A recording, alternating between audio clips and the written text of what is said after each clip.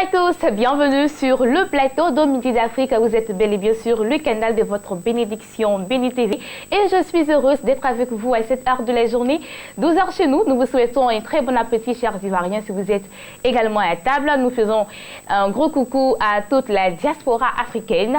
Ici, vous êtes sur Béni TV, le canal de votre bénédiction. Au menu de ce magazine, alors on aura le pasteur Licré dans la rubrique rectificatif, une rubrique qui vous permet de rectifier vos différents comportements et ce en tant qu'enfant de Dieu. Ensuite, on ira avec Espace Annonce, toujours avec le pasteur Licré pour parler d'onction prophétique à l'église évangélique et la bénédiction. Et enfin, nous allons finir ce magazine avec notre rubrique médicale Tout se guérit en compagnie du docteur Yozan. Restez très bien assis en compagnie de ce clip. À tout de suite avec le pasteur Licré.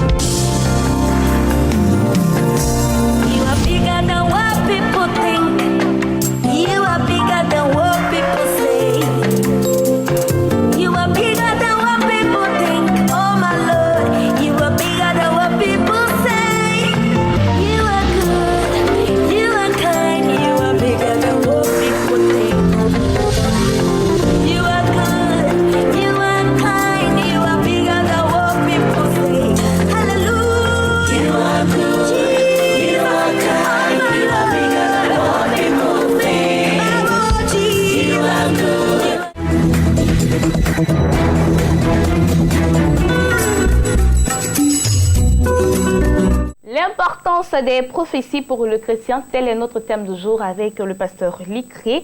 Je ne sais pas pourquoi il a changé ce thème, mais on en saura davantage avec lui. Bonjour pasteur. Bonjour Bénis. Comment ça va chez vous? Ça va très bien, et toi? Ça va très bien. Okay. L'importance des prophéties pour le chrétien, pourquoi ce thème aujourd'hui? Bien, merci. Je dis toujours bonjour à tous les téléspectateurs de Béni TV, tous les fidèles qui ne manquent pas à Midi d'Afrique, qui nous regardent chaque jour. Vraiment, je leur dis merci de suivre Béni TV. Alors, l'importance des prophéties pour le chrétien. Je dirais même simplement le chrétien et les prophéties. Voilà. Alors, quelle est l'importance des prophéties pour le chrétien aujourd'hui? J'ai choisi ce thème parce que les chrétiens confondent prophétie et fétichisme. Ils confondent prophétie et maraboutage. Ils confondent prophétie et magie. Alors, il est important de clarifier les choses pour que les chrétiens comprennent pourquoi, quelle est l'importance réelle des prophéties en tant que chrétien. Alors, la prophétie, il faut d'abord la définir comme suit. La prophétie, c'est une révélation de Dieu sur les événements à venir. Mais cette révélation est faite sur la base des Écritures. Quand on parle des Écritures, on parle de la parole de Dieu. Donc, la prophétie, c'est la parole de Dieu qui est révélée pour les événements qui doivent arriver. Tu comprends? Alors, ceci étant, vous savez, je parle d'importance des prophéties. Pour le chrétien, en quoi est-ce que ces prophéties sont importantes? Ces prophéties sont importantes parce que si on nous révèle ce qui doit arriver, ça nous permet de savoir comment marcher, de savoir orienter nos prières et de savoir mettre la parole de Dieu en pratique. Malheureusement, quand les chrétiens aujourd'hui viennent à l'église, qu'ils entendent les prophéties, ils viennent en spectateurs. C'est-à-dire, certains même viennent simplement pour écouter les prophéties qui sont données sur les autres. Et c'est un plaisir pour eux d'en parler. Ah, on dit demain, il va être comme ça, on dit il va voyager, on dit il va se marier, mais on dit il y a telle chose. C'est-à-dire, ça fait l'objet de discussions après l'église. Donc, c'est comme un jeu pour eux. C'est ce que nous constatons aujourd'hui. Or, ce n'est pas ce que ça devrait être. Quand on parle de prophétie, c'est très important les prophéties. Parce que la prophétie va te révéler ce qui se passe dans ta vie et ce qui va t'arriver plus tard. Mais toi, quand tu reçois cela, ça devient pour toi un sujet de prière. Parce que quand on te dit que tu vas voyager, là, il y a des oreilles maléfiques qui ont entendu, il y a des sorciers qui ont entendu, il y a tout le monde qui a entendu.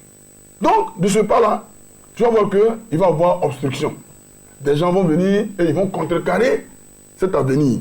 Ils vont confisquer cette bénédiction qui doit venir dans le futur. Et toi, tu prends déjà cette prophétie comme un acquis et tu vas t'asseoir à la maison. Jubilant déjà pour dire, bon écoutez, de toute façon, moi dans peu de temps je vais voyager. Mais non, c'est pas comme ça que ça marche. La parole de Dieu que tu entends, cette parole-là, si tu ne la mets pas en pratique, si tu ne marches pas selon cette parole, si tu ne pries pas, si tu ne jeûnes pas, pour que tu puisses véritablement rentrer dans ta destinée, pour que tu puisses posséder cette bénédiction, tu vas voir que au moment où tu t'y attends, voilà qu'il n'y a rien. Et tu vas dire non, mais écoutez, vraiment, le prophète a dit ceci sur ma vie, jusque-là je ne vois rien, le mariage ne vient pas, je ne travaille pas, il y a ceci ou cela. Mais Dieu, Jésus, ce n'est pas un marabout. C'est-à-dire le marabout, on vient le consulter, il jette les coris et puis il te dit, bon voilà ce qui se passe. Et quand tu t'en vas, la situation s'arrange, tu disparais, tu es parti. Le jour que ça ne va pas, tu viens encore le revoir. Et c'est ce qui se passe. Il y a des gens même qui t'appellent pour savoir si est-ce que le prophète est là. Si le prophète est là, je vais venir. Mais eux-mêmes, ils ne cherchent pas à rétablir leur relation avec Dieu. Or, quand on parle de prophétie, comme je l'ai dit, d'abord le prophète, c'est un porte-parole de Dieu. C'est quelqu'un qui donne la parole de Dieu. C'est pour ça que les bons prophètes, quand vous les voyez, ils vont donner d'abord le message. Et dans leur message, vous allez voir qu'il peut y avoir délivrance. Parce que quand il ne te parle de la part de Dieu, toi qui entends cette parole-là, elle va changer ta vie. Donc je dis bien que les prophéties sont importantes parce que d'abord, quand elles vont te révéler ce qui se passe dans ta vie, ça va te permettre de te mettre à genoux, ça va t'activer, toi qui étais mort spirituellement, ça va te réveiller, toi qui pensais qu'il n'y avait rien d'autre que de réussir comme ça simplement, tu as oublié qu'il y a des obstacles qui sont déjà sur ton chemin et que par conséquent, tu dois te lever en prière. Donc quand on va te dire ce qui ne va pas, si c'est en bien, tu te lèves en prière. Si c'est en mal, tu te lèves en prière. Mais ne dit-on pas que ce que Dieu dit, il fait? Donc, pour une personne qui a reçu sa prophétie, on dit, bon, tu vas faire ceci, tu vas te marier. D'accord, donc je me mets à la maison, puisqu'on dit tout ce que Dieu dit, il fait, donc il va le faire. N'est-ce pas? Oui. Non, Dieu va le faire. Ça, je n'en risque quand même pas. Mais prenons le livre de Daniel. Tu sais que Daniel, lui, il a prié. Il a demandé à Dieu quelque chose pour le peuple. Et qu'est-ce que Dieu a fait? Le même jour où Daniel a prié, Dieu a répondu à sa prière. Et quand Dieu a répondu à sa prière, est-ce que Daniel a reçu la réponse immédiatement? Non. Et pourtant, Dieu avait répondu immédiatement. Mais qu'est-ce qui s'est passé entre-temps? Au deuxième ciel, le roi des Perses, nous disons Satan, nous disons le diable, les ennemis, ont bloqué la réponse. C'est-à-dire qu'ils sont allés empêcher la réponse d'arriver à Daniel. Qu'est-ce que Daniel devait faire? Il devait toujours continuer de prier. Dès qu'il s'arrête, ça finit la réponse n'arrive pas à lui. Et pourtant, Dieu lui a déjà libéré la réponse. Il a déjà libéré l'exaucement. La bénédiction est déjà là. Mais l'ennemi est venu s'opposer comme un coupeur de route. Et cet ennemi n'a pas ta prière, il faut le dégager. C'est pour ça qu'il ne faut pas aller se coucher parce qu'on t'a dit que tu vas te marier. Il ne faut pas aller te coucher parce qu'on t'a dit que tu vas travailler. Il ne faut pas aller te coucher parce qu'on t'a dit que tu vas voyager. Mais il faut plutôt te tenir en prière parce que l'ennemi est là. Et j'ai cité 1 Samuel, chapitre 9, la dernière fois, au verset 27 par là, où Samuel, quand il était avec Saül, au moment où il devait dire à Saül que la royauté lui était annoncée, il devait lui annoncer la royauté, ils étaient avec le serviteur de Saül. Et Samuel a demandé au serviteur de Saül de les dévancer. Il dit, dévance-nous. Et quand il est parti, il dit, bon, maintenant, toi, Saül, tu peux t'arrêter. Je peux te parler maintenant. Pourquoi? Parce qu'il ne voulait pas que le serviteur entende la prophétie qu'il va annoncer à Saül. Quand on annonce la prophétie, les chrétiens d'aujourd'hui, ils ne prient pas. Ils sont faibles dans la prière. Ils n'entendent que les prophéties. Non, Dieu a de bons projets pour nous. Et il a dit lui-même, dans Jérémie chapitre 29, verset 11, il dit, les projets que j'ai pour vous sont les projets de paix, les projets de bonheur, un avenir meilleur. Donc Dieu le dit et c'est la vérité. Mais en même temps aussi, l'ennemi est là pour contrecarrer ces actions-là. Mais les chrétiens, qu'est-ce qu'ils doivent faire? Ils doivent se saisir de la parole de Dieu. Et ils doivent refuser la situation que leur infligent les ennemis, que leur infligent les méchants, les sorciers et les mystiques. Il faut se lever dans la prière. Et il faut parler, il faut déclarer des paroles. Parce que je l'ai dit, la prophétie, c'est, comme je l'ai dit, révélation de Dieu sur les événements à venir faits sur la parole de Dieu. C'est pour ça que Proverbe chapitre 18, verset 21 nous dit, la mort et la vie sont au pouvoir de la langue. Quiconque l'aime en mangera les fruits. C'est-à-dire que tout ce que tu vas dire, si c'est bon, tu vas avoir les bons fruits. Mais si ce que tu dis est négatif, tu verras des fruits négatifs. Donc, la parole de Dieu, la prophétie, elle est bonne. Parce que d'abord, elle va te révéler la cause de ta situation. Pourquoi ça ne va pas? Pourquoi depuis là tu ne bouges pas, tu es dans la même situation? Ça va te révéler la cause. Et en même temps, des directives vont être données pour que tu puisses vraiment sortir de cette situation pour avancer dans la vie. Mais est-ce que les chrétiens le font? Eux, ils attendent seulement qu'on leur dise qu'ils vont voyager, et pour eux, ils ont déjà eu le voyage. D'accord. Et comment doit-on considérer aussi chaque prophétie? Parce qu'on ne sait pas si c'est la vérité. Est-ce que ce que l'homme de Dieu dit, est-ce que c'est abusé ou est-ce que c'est la vérité? Cela vient véritablement de Dieu, on ne sait pas. Donc, comment savoir que la prophétie qui arrive là, c'est la bonne? Ok. Ça, c'est une très bonne question. Et je vais y répondre. Alors, comment savoir que la prophétie que nous avons entendue est la bonne? Est-ce que c'est vraiment c'est une prophétie qui vient de Dieu. Ça, c'est une très bonne chose. La Bible dit qu'on reconnaît les vrais prophètes par l'accomplissement de ce qu'ils disent. Et la Bible parle également des faux prophètes. La Bible parle des faux prophètes. C'est pour ça que Dieu nous a donné son esprit, le Saint-Esprit, pour que nous ayons le discernement, pour savoir qu'est-ce qui est bon, qu'est-ce qui n'est pas bon. L'enfant de Dieu a cette prophétie. Bénédicte, quand un prophète vient et puis il te dit que dans peu de temps, tu vas avoir au moins 3 enfants ou bien 4 enfants, alors que tu n'es pas encore marié. Mais il devrait commencer d'abord par te dire que tu vas te marier un nombre de temps. Mais il dit, tu vas voir un enfant cette année. C'est-à-dire dans 9 mois, tu vas avoir un enfant. Mais tu vas avoir un enfant, il dit. Tu n'es pas marié. Et il te dit que tu vas avoir un enfant. Tu comprends? Déjà, c'est un faux prophète. Parce que, pour que je me marie, la Bible dit, pour que je fasse des enfants, la Bible dit que je dois être marié. Donc si je ne suis pas marié, que tu m'annonces les enfants, je les fais avec qui? Voilà la question qui est là. Donc, en tant que chrétien, c'est pour ça que le chrétien doit connaître la parole. Parce que tu ne connais pas la parole, tu seras flottant à tout vent de doctrine. Tu vas t'emporter partout. C'est-à-dire, on va te dire telle chose, tu vas partir, telle chose, tu vas partir. Donc, c'est pour ça qu'il faut d'abord s'asseoir sur la parole. Parce que quand on dit révélation de Dieu, c'est la parole de Dieu. Est-ce que dans cette parole-là, il dit bien, elle est faite sur la base des Écritures. Est-ce que ce qu'il a dit là, c'est selon la parole de Dieu? Est-ce que c'est en conformité avec la parole de Dieu? C'est là qu'on reconnaît que c'est une prophétie ou non. Maintenant, si tu as dit quelque chose et que ça ne s'est pas accompli, tu as ta part de responsabilité et il a certainement sa part de responsabilité. Mais ce qui est sûr, la Bible nous dit dans Matthieu chapitre 7, du verset 21 au verset 23, que tous ceux qui me disent Seigneur, Seigneur, ce n'est pas eux tous qui vont hériter le royaume des cieux. C'est celui-là seul qui fait la volonté de mon Père qui pourra hériter le royaume des cieux. Il dit, en ce jour-là, c'est-à-dire au jour du jugement, il y a beaucoup qui vont me dire, n'avons-nous pas chassé les démons? Pardonnons. N'avons-nous pas prophétisé? Pardonnons. N'avons-nous pas fait des miracles? Pardonnons. Et Jésus va répondre pour dire que je ne vous ai jamais connu. Retirez-vous de moi, vous tous qui commettez l'iniquité. Il le dit, mais est-ce que Dieu le connaît en tant que prophète? Il y a aussi ce problème qui est là. C'est pour cela que le chrétien qui reçoit la prophétie doit comprendre que lui-même, il doit avoir le discernement, il doit s'appuyer sur la parole. Ce qu'on m'a dit, c'est la parole de Dieu. Parce qu'aujourd'hui, il y a beaucoup de prophéties qui sont données dans le seul but de détruire les gens ou alors même de détruire leur vie. Et souvent, malheureusement, celles qui en subissent, ce sont les jeunes filles. D'accord. Alors, j'ai reçu ma prophétie, j'ai prié, et beau prier pour que cela s'accomplisse. Rien, pas de résultat. Qu'est-ce que je fais? S'il n'y a pas de résultat, c'est-à-dire que tu as prié, il n'y a pas de résultat, qu'est-ce qu'il faut faire? Ça encore, c'est une très bonne réponse, c'est une très bonne question. J'ai reçu ma prophétie, j'ai prié, ça n'a pas de résultat. Si ça n'a pas de résultat, il faut continuer de prier. Mais ce que j'ai dit, c'est que le vrai prophète, quand il te dit quelque chose, ça s'accomplit. C'est comme ça qu'on reconnaît le vrai prophète. Maintenant, si ça ne s'est pas accompli, tu as prié comment? Quelle est la prière que tu as faite? Il y a tout ça aussi. Parce que souvent, on me dit, j'ai prié, et puis je n'ai pas eu la suite. Mais tu as prié comment? Tu comprends? Je donne un exemple. Hein. Quand, par exemple, Jésus dit que pour hériter le royaume des cieux, là, il faut être né de nouveau. Il a dit à Nicodème que si tu es né de nouveau, tu ne peux voir le royaume des cieux. Tu ne peux voir le royaume des cieux. Ça veut dire quoi? Que aujourd'hui, il n'a pas dit tu ne peux pas rentrer dans le royaume des cieux, mais tu ne peux pas voir. Ça veut dire quoi? Ça veut dire que je suis déjà dans le royaume. À partir du moment où j'ai accepté le Seigneur Jésus, je suis déjà dans le royaume. Mais est-ce que je sais mes droits en étant dans le royaume? Est-ce que je sais que je suis vraiment dans le royaume?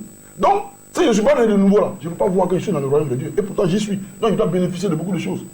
Donc, si la réponse ne vient pas, toi, le chrétien, tu continues de prier, ou alors, ce n'est pas ce que Dieu voulait pour toi. D'accord. Ok. Pour toutes ces personnes qui viennent à peine de nous prendre en marche, eh bien, sachez que vous êtes dans votre magazine de Midi d'Afrique, et nous sommes avec le pasteur Lécré dans la rubrique rectificatif, une rubrique qui vous permet de rectifier vos différents comportements ici en tant qu'enfant de Dieu. Le thème du jour, l'importance des prophéties pour le chrétien. Pasteur Lécré, rapidement, qu'est-ce qu'on va retenir pour finir cette rubrique? Ce qu'on va retenir simplement, c'est que les prophéties sont très bonnes. C'est Dieu même qui permet cela. Le chrétien doit les prendre au sérieux parce que la Bible dit, croyez en l'Éternel, vous serez affermis, confiez-vous en ses prophètes et vous réussirez. Les prophéties peuvent nous amener à réussir. pourvu que nous puissions nous confier au prophète, mais au vrai prophète. D'accord, merci beaucoup Pasteur Licré. J'espère que vous avez pris bonne note de tout ce qu'il a dit à propos de ce thème, l'importance des prophéties pour le chrétien. Si aussi tu es chrétien et que vraiment tu as reçu une prophétie, ça ne va pas, alors mets-toi à prier pour que cela s'accomplisse et ce dans le puissant nom de notre Seigneur. On va souffler un peu en musique et on reviendra avec Espace Annonce.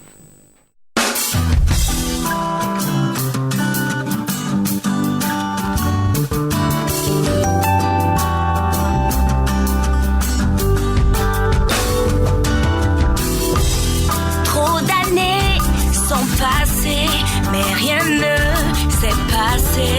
Tu as toujours espéré être libéré de ce mal qui te ronge. Tu as tout essayé, les hôpitaux, les marabouts qui ne pouvaient plus rien pour toi. Laisse-moi te dire, quelqu'un a pris tous tes mots. Cette personne c'est Jésus, il te guérira. Chaque jour qui passe, espère en lui et tu verras. Dans sa gloire, elle Rapha te surprendra, n'en doute pas. Par ses meurtrissures, tu es guéri. La Bible dit, il est Rapha, celui qui te guérit. Comme cette femme à la perte de son pendant 12 ans. Elle s'est dit en elle-même, si seulement je touchais son vêtement, je serais guérie. Elle s'approcha de Jésus, le toucha et élut sa guérison à cet instant.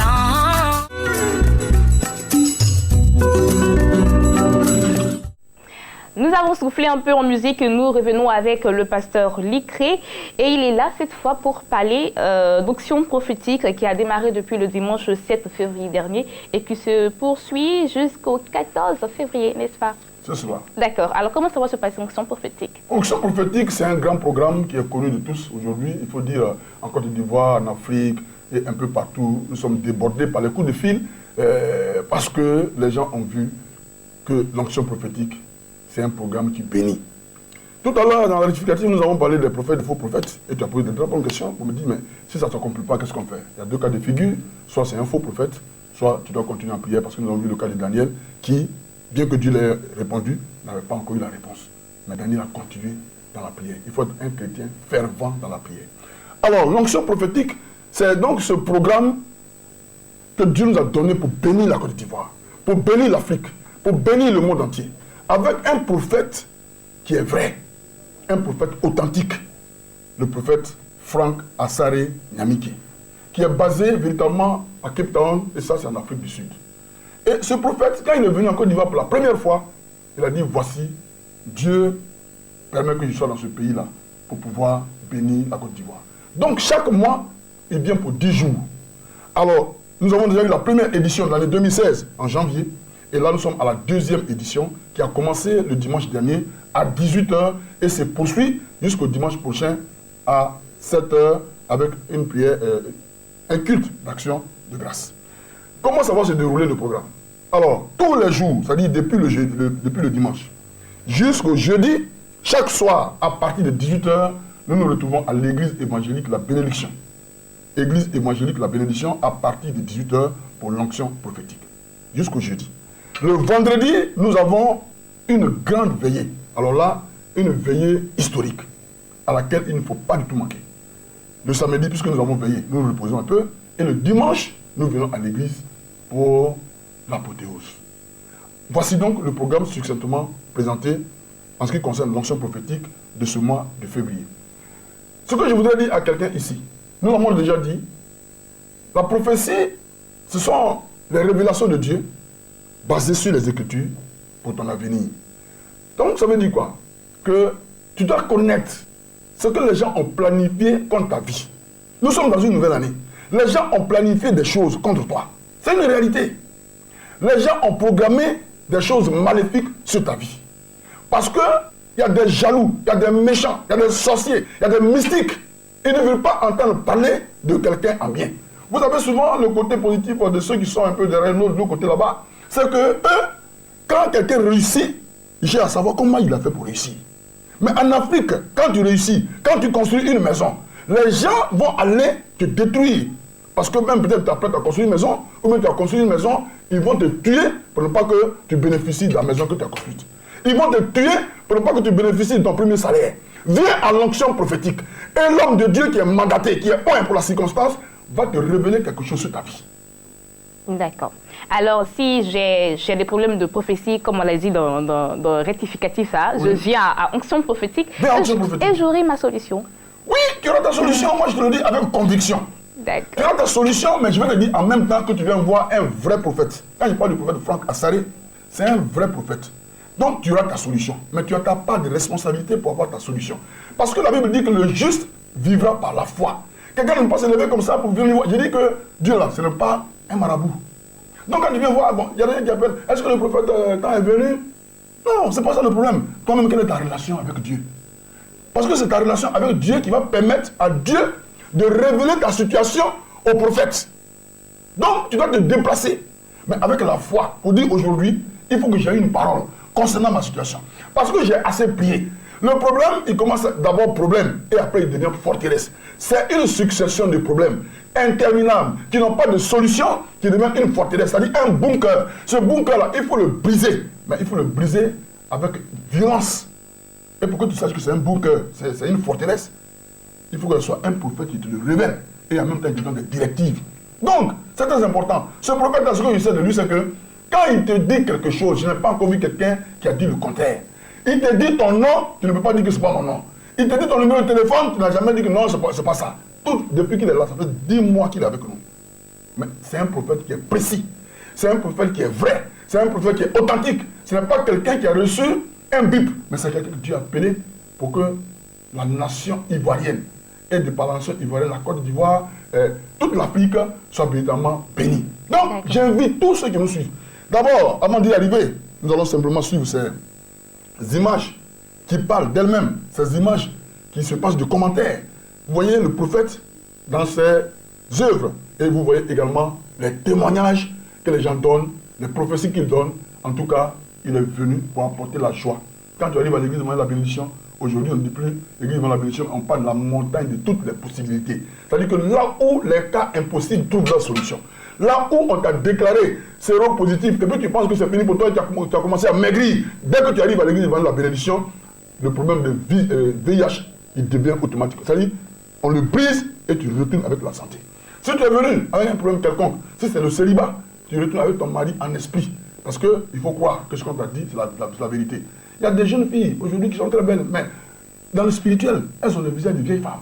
Et le prophète va te révéler ça. Il y en a, elles ont leurs 5 doigts physiques. Bien, on les voit, les 5 doigts sont là. Mais dans le spirituel, le doigt où on met la bague est absent. Ça veut dire que tu ne peux jamais te marier. Mais ça, il faut un voyant pour te dire ça. C'est pour ça que je vous invite. Parce que celui que nous avons là, c'est un voyant. C'est quelqu'un qui voit, mais c'est quelqu'un qui voit selon Dieu. C'est-à-dire que sur la base des Écritures, Dieu va lui révéler des choses. Il parle avec les anges, et il te dit ce qui se passe dans ta vie. D'accord. Comment fait-on pour participer à l'onction prophétique? C'est très simple. D'abord, moi je vais dire aux chrétiens que vous participez à l'onction prophétique, vous venez avec votre foi. Vous vous levez de chez vous. Et c'est ce que je dis à tout le monde, que tu sois chrétien ou pas, que tu sois qui que ce soit, pourvu que tu sois une créature de Dieu. Et que tu saches que le Seigneur est capable d'apporter une solution à ton problème. Viens simplement à l'onction prophétique. C'est à l'église évangélique La Bénédiction, 6 à Djamé, 220 logements en part du Grand Bloc, non loin du 7e arrondissement. Et vous allez voir que l'église évangélique La Bénédiction est en bordure de route. Vous venez simplement à l'église évangélique La Bénédiction tous les jours à partir de 18h. Le vendredi, comme je l'ai dit, nous avons une grande veillée qui va commencer à 21h pour prendre fin jusqu'au matin. D'accord. Les contacts? Les contacts sont les suivants: 0025 225 58 56 60 40, 00225 0209 31 26. Voilà. Et voilà, le message est lancé, le numéro de téléphone est donné, vous pouvez appeler pour avoir de plus amples informations. C'était le pasteur Licré, cette fois dans Espace Annonce, pour nous parler de l'onction prophétique qui a démarré depuis le dimanche 7 février et qui va s'achever le dimanche 14 février à l'église évangélique La Bénédiction. À présent, nous allons partir avec notre rubrique médicale et tout se guérit en compagnie du docteur Yuzo.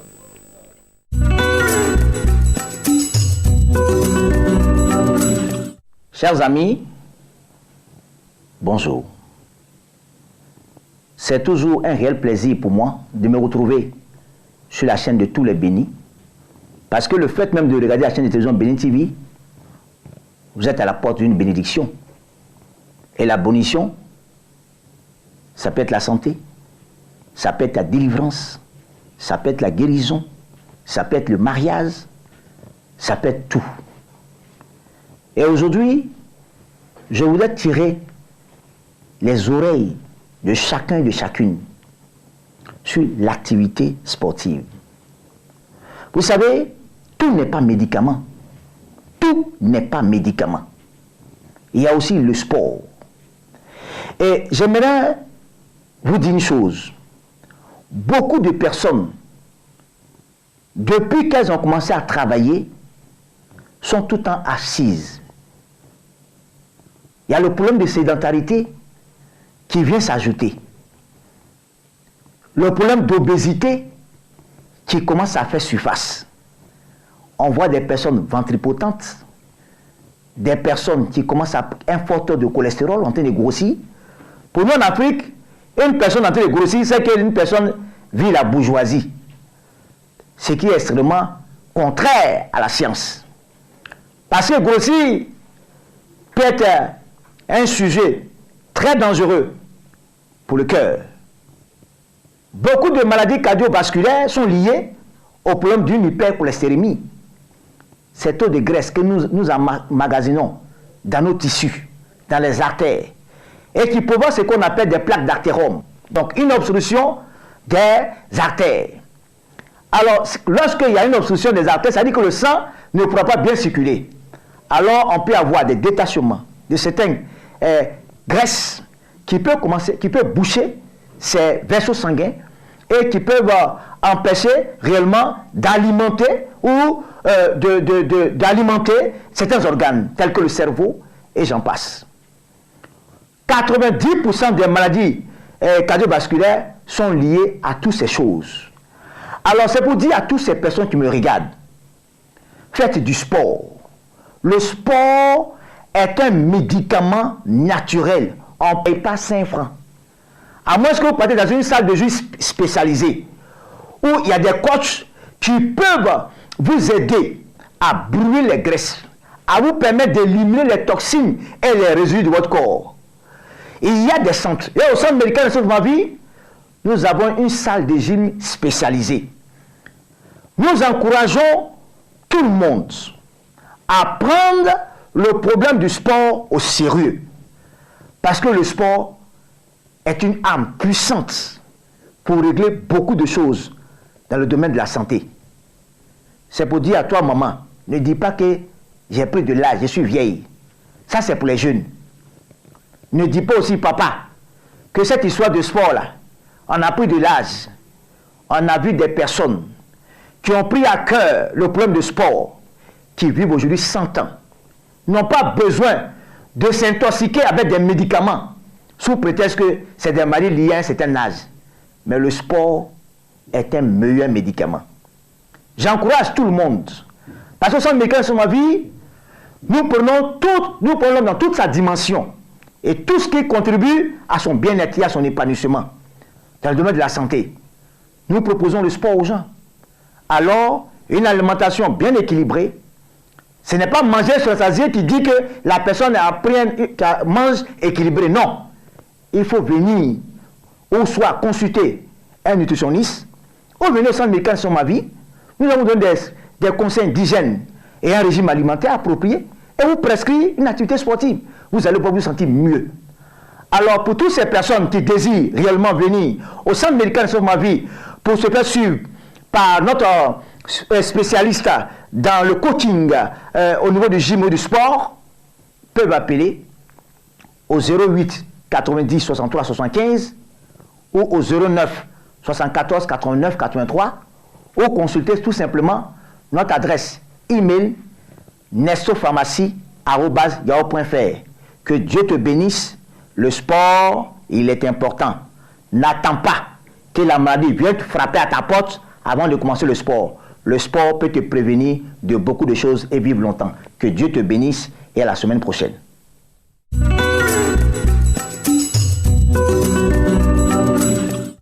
Et voilà, c'était le docteur Youzon dans la rubrique médicale Tous se guérit. J'espère que vous avez pris bonne note de tout ce qu'il a dit à propos de cette pathologie et j'espère que vous aurez la santé et ce dans le puissant nom de notre Seigneur Jésus-Christ. C'est ainsi que moi je vous dis au revoir. J'ai été très heureuse d'être avec vous en ce jour. On se dit à demain, 12h GMT. N'oubliez pas, vous pouvez nous voir et nous revoir sur www.beni.tv et que l'Éternel vous bénisse. Je vous fais plein de bisous. Au revoir, à demain.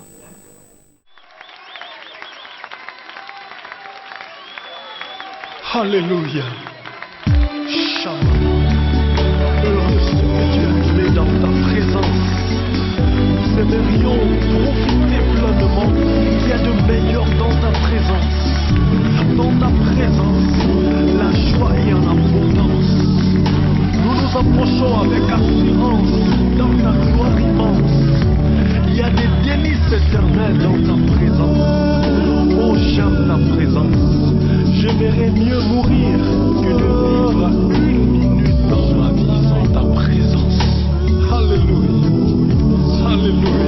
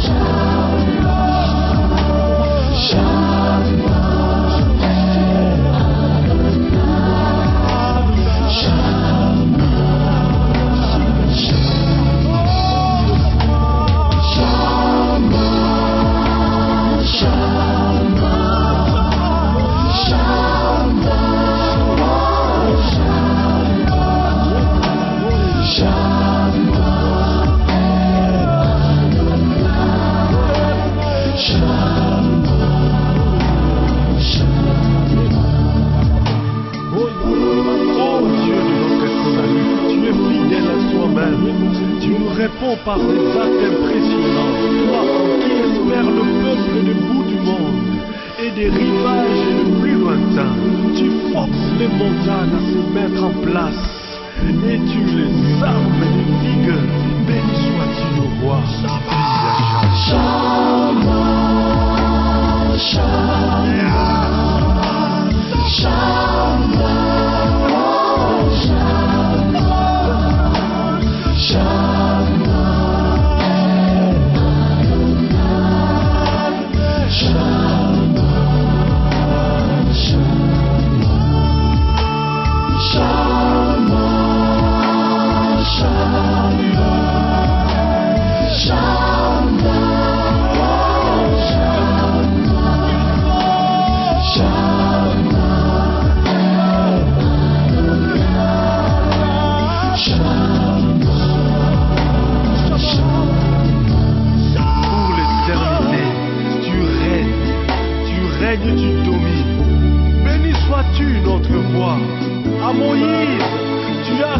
ta puissance. Tu as entendu les Israélites crier dans leur souffrance. Tu dis à Moïse, je suis le Dieu de vos pères, Abraham, Isaac et Jacob.